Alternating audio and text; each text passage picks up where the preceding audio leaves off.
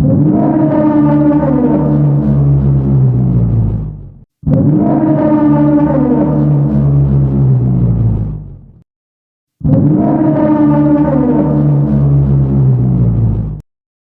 an arid floodplain of Pakistan, around 30 million years ago, a very large mammal roamed the land in search of food. Its preferred snack was the most succulent leaves at the tops of the highest tree branches, which it could reach with its exceedingly long neck. This animal was Paraceratherium, one of the largest land mammals to ever walk the earth. Today, the biggest terrestrial mammal is the African elephant, but Paraceratherium was no elephant. Instead, it belonged to the rhinoceros family, though you probably wouldn't guess just by looking at it. Back in its time, rhinos came in all shapes and sizes. Paraceratherium evolved from much smaller ancestors, but followed an evolutionary path that led to an immense size, bringing both advantages and challenges. In fact, scientists believe it may have approached the upper size limit for land mammals.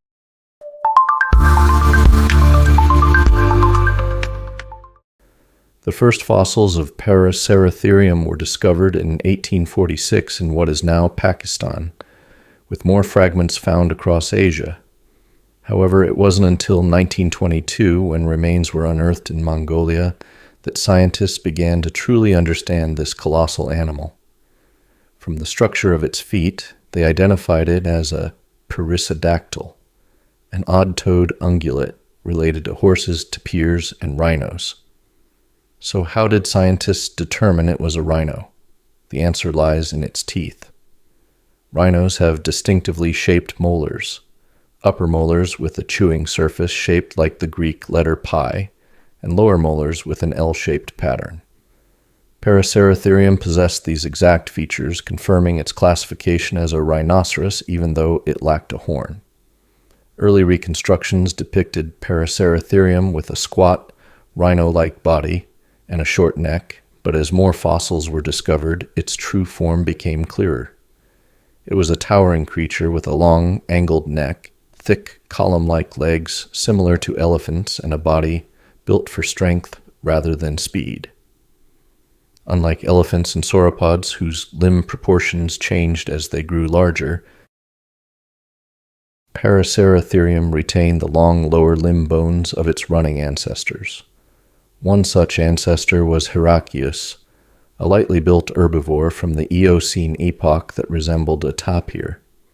From Heraclius came three main rhino families, the ancestors of modern horned rhinos, an extinct amphibious group, and the lineage that led to Paraceratherium.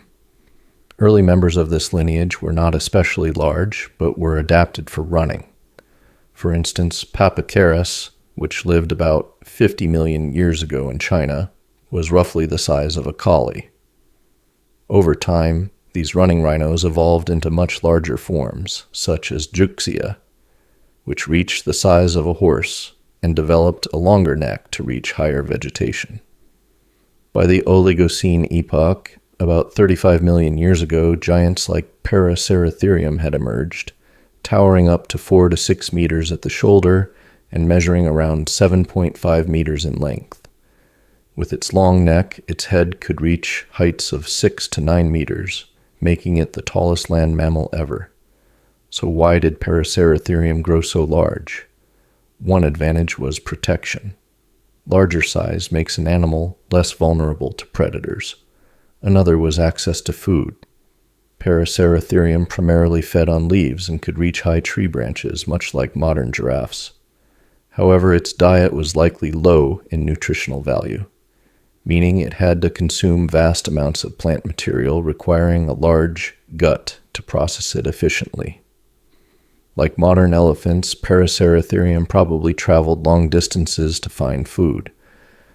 African elephants, which require about 140 kilograms of food daily, can travel up to 32 kilometers per day and have home ranges spanning 750 to 1,500 square kilometers. With its long stride, Paraceratherium may have had an even larger range, helping it cope with changing environments. During the Oligocene, global temperatures cooled and Antarctica's glaciers expanded, gradually transforming forests into drier landscapes of shrubs, dunes, and savannas. However, Paraceratherium appeared to handle these changes well. The real challenge came not from climate, but from competition. A new group of animals arrived from Africa, the Gomphotheres, early relatives of elephants. While Paraceratherium likely didn't compete directly with them for food, the Gomphotheres played a major role in reshaping the environment. Much like modern elephants, they likely pushed down trees, turning woodlands into grasslands and reducing the availability of high-growing vegetation that Paraceratherium relied upon. With food sources dwindling, the giant rhinos became more vulnerable to disease and droughts. By the early Miocene, Paraceratherium had disappeared, leaving only its smaller rhino relatives behind. The Gomphotheres and their descendants, the elephants, soon became the dominant large herbivores, some species even surpassing Paraceratherium in weight.